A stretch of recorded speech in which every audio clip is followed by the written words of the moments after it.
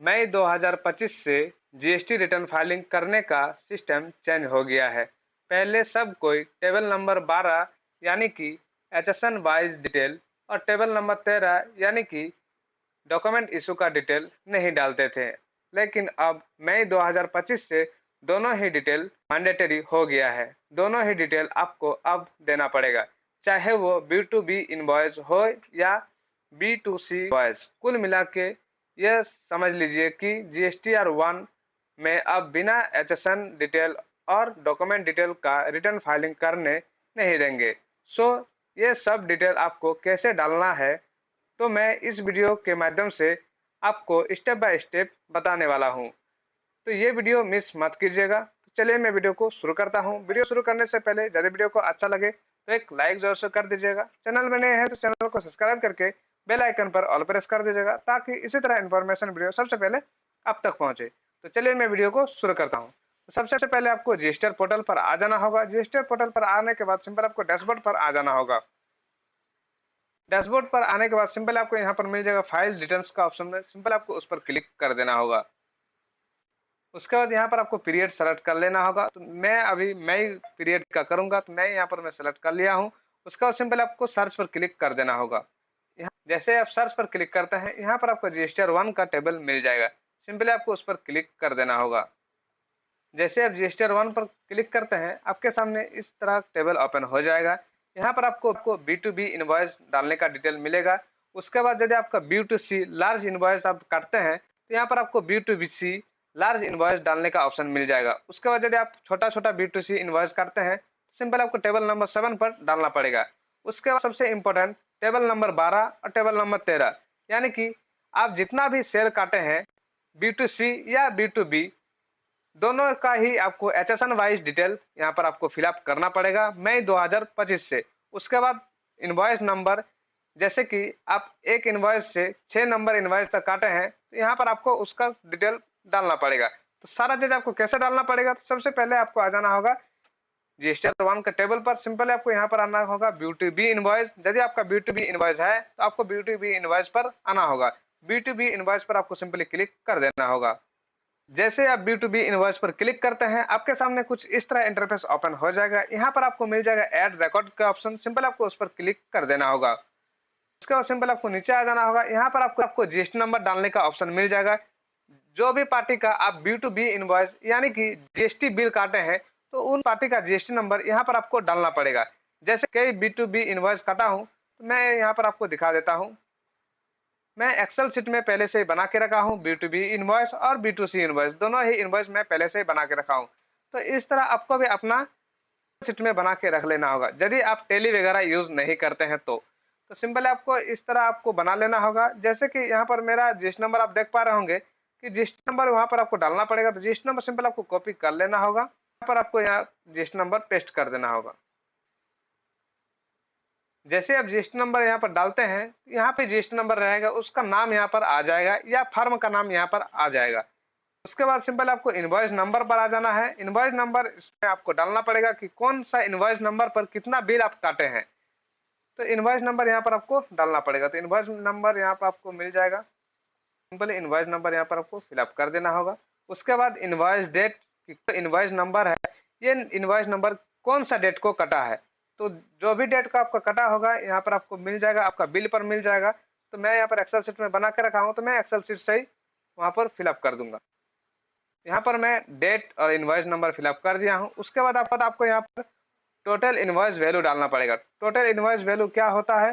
Total invoice value आपका जितना आपका टैक्सेबल अमाउंट और टैक्स अमाउंट जोड़ के जो वैल्यू कहा जाता है।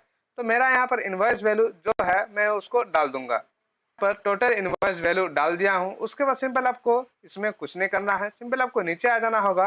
और 18% में काटा हूँ, तो यहाँ पर मेरा जो टैक्सेबल वैल्यू है वो मेरा यहाँ पर है, तो मैं इसको डाल दूंगा 18% के टेबल पर। तो मैं यहाँ पर 18% के टेबल पर जितना भी मेरा टैक्सेबल वैल्यू है वो मैं यहाँ पर फिलअप कर दूंगा। उसके बाद सिंपल आपको नीचे आ जाना होगा। यहाँ पर आपको सेव का ऑप्शन मिल जाएगा, सिंपल आपको सेव पर क्लिक कर देना होगा। तो वह जो आपका बिल था वो यहाँ पर आपका सेव हो गया है। उसका आपका भी जितना B2B इनवॉइस है, तो सिंपल आपको सारा B2B इनवॉइस डालना पड़ेगा।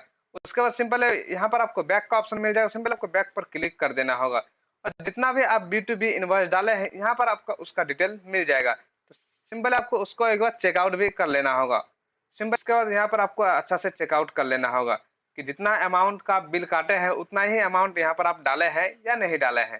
ठीक है, तो यहाँ से अच्छा से आपको चेकआउट एक बार कर लेना होगा। सिंपल आपको बैक पर क्लिक कर देना होगा। उसके बाद सिंपल आपको यहाँ पर भी बैक का ऑप्शन मिल जाएगा, बैक पर क्लिक कर देना होगा। 7 नंबर कॉलम पर आपको मिल जाएगा B2C का ऑप्शन, सिंपल आपको उस पर क्लिक कर देना होगा। यदि आपका B2C सेल है तो सिंपल आपको उस पर क्लिक कर देना होगा। उसके बाद सिंपल आपको ऐड रिकॉर्ड पर क्लिक कर देना होगा।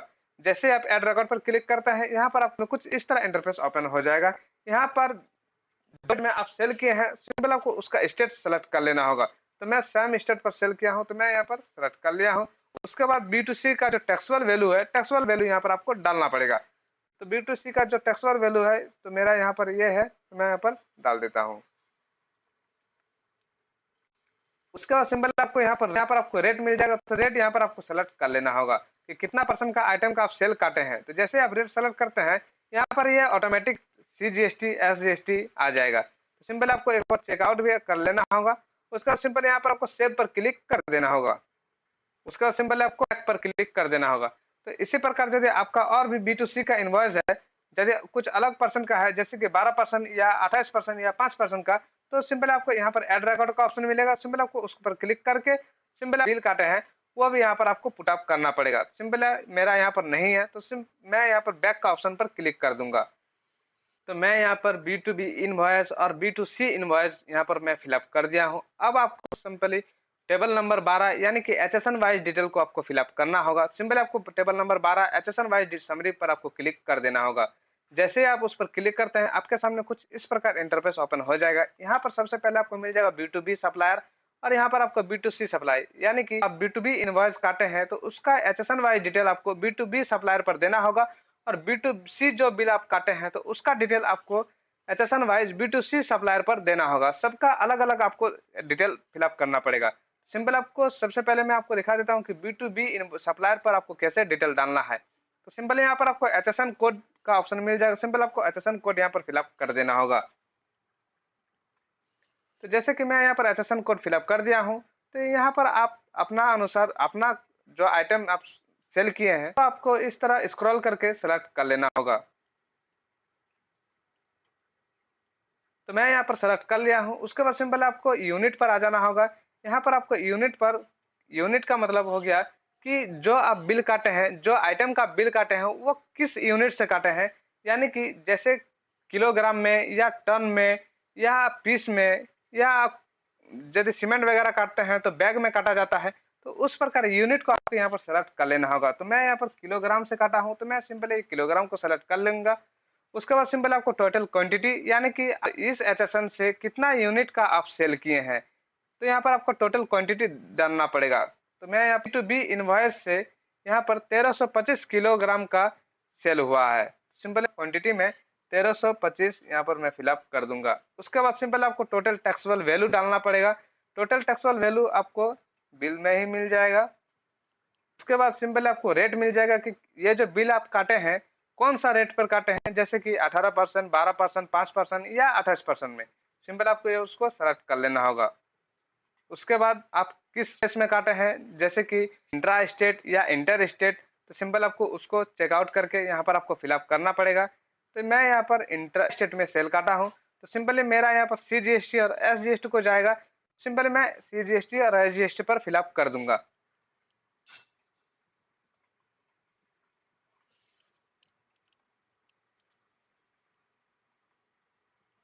तो मैं यहाँ पर सारा चीज फिलअप कर दिया हूँ। तो आपको भी इसी प्रकार अपना HSN वाइज डिटेल को फिलअप कर लेना होगा। सिंपल आपको यहाँ पर ऐड का ऑप्शन मिल जाएगा। सिंपल आपको उस पर क्लिक कर देना होगा। जैसे ही आप ऐड पर क्लिक करते हैं यहाँ पर आपका रिक्वेस्ट सक्सेसफुली ऐड हो जाएगा। सिंपल आपको यहाँ पर नीचे देख भी सकते हैं। यदि आप इसमें अभी भी कुछ सुधार करना चाहते हैं सिंपल आपको एक्शन पर यहाँ पर एडिटेबल का ऑप्शन मिल जाएगा। सिंपल आपको उस पर क्लिक करके आप इसको सुधार भी सकते हैं। आप दूसरा कुछ HSN का बिल काटे हैं तो सिंपल आपको उसका भी यहाँ पर आपको डिटेल डालना पड़ेगा। तो मैं HSN का बिल काटा हूँ तो मैं यहाँ पर डाल दिया हूँ। सिंपल आपको सेव पर क्लिक कर देना होगा। जैसे ही आप सेव करते हैं तो ये जो आप HSN वाइज डिटेल आपका यहाँ पर सेव हो जाएगा। अब मैं आपको बताऊंगा कि B2C सप्लायर का आपको एचएसएन वाइज डिटेल कैसे डालना होगा। सिंपली आपको B2C सप्लायर पर आ जाना होगा और उसका एचएसएन कोड यहाँ पर आपको फिलअप करना होगा। उसके बाद सिंपल आपको सेलेक्ट कर लेना होगा। उसके बाद उसी प्रकार आपको यहाँ पर यूनिट सेलेक्ट कर लेना होगा। उसके बाद उसका टोटल क्वांटिटी कि कितना क्वांटिटी का आप बिल काटे हैं। उसके बाद यहाँ पर आपको टोटल टैक्सेबल वैल्यू डालना पड़ेगा।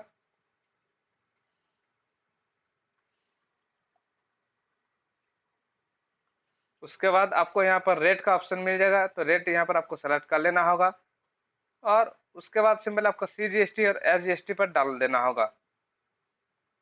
तो इसी प्रकार आपको भी अपना B2C सप्लायर का एचएसएन वाइज डिटेल फिलअप कर लेना होगा। उसके बाद सिंपल आपको ऐड पर क्लिक कर देना होगा। यहाँ पर यदि आप कुछ एडिट करना चाहते हैं तो एडिट कर सकते हैं, नहीं करना चाहते हैं यदि आपका सारा चीज सही है तो सिंपल आपको सेव पर क्लिक कर देना होगा। उसके बाद यहाँ पर जो आपका B2C सप्लायर का एचएसएन वाइज डिटेल डाले हैं वह भी यहाँ पर आपका सेव हो जाएगा। उसका सिंपल आपको बैक पर क्लिक कर देना होगा।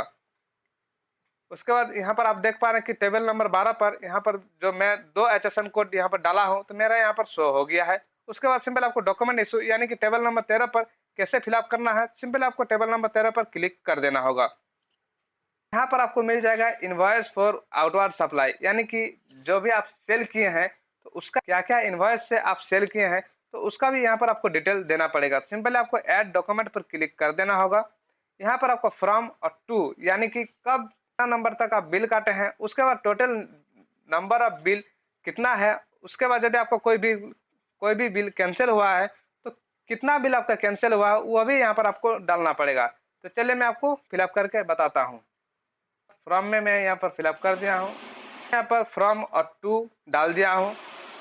तो मैं यहाँ पर B2C का जो इनवॉइस नंबर है यहाँ पर मैं फिलअप कर दिया हूँ। तो मेरा 6 नंबर से 12 नंबर तक का बिल कटा है तो मैं यहाँ पर फिलअप कर दिया हूँ, 6 नंबर पर डाल दिया हूँ फ्रॉम में और टू में यहाँ पर 12 नंबर फिलअप कर। यदि आपका कोई भी बिल कैंसिल हुआ है तो कितना बिल आपका कैंसिल हुआ उसको यहाँ पर डाल दीजिएगा, नहीं कैंसिल हुआ सिंपल आपको 0 फिलअप कर देना होगा। तो यहाँ पर नेट इशू यानी कि नंबर 7 जो बिल नंबर आपका कटा है। उसके बाद यदि आपका और भी कुछ इनवॉइस नंबर डालना है सिंपल आपको ऐड डॉक्यूमेंट पर क्लिक कर देना होगा। यहाँ पर आपको उसका भी डिटेल B2B इनवॉइस का यहाँ पर बिल नंबर फिलअप कर दिया हूँ। सिंपली यहाँ पर मेरा 3 गो बिल है, कैंसिल एक भी नहीं हुआ तो सिंपली मैं 0 कर दिया हूँ और यहाँ पर मेरा नेट इशू 3 गो बिल हुआ है।